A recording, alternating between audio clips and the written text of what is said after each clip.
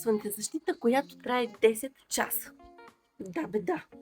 И аз реагирах така, но ето на. Има 10-часова слънцезащита. Има за деца и за възрастни. Като освен това има 3 часа водорезистентност, което означава, че ако се влиза по-често във водата, се подновява на 3 часа. Ако не, може да стоите 10 часа с нея и тя да ви предпазва. Вече не тествах, тъй като днес е последния ден от моето море и не съм изгоряла нито аз, нито моето дете. Това е тази за възрастни, която е под формата на спрей. И виждате, пръскате, намазвате и сте защитени цели 10 часа. Показваме и детската, която вече е под формата на крем. Ето, пръскаме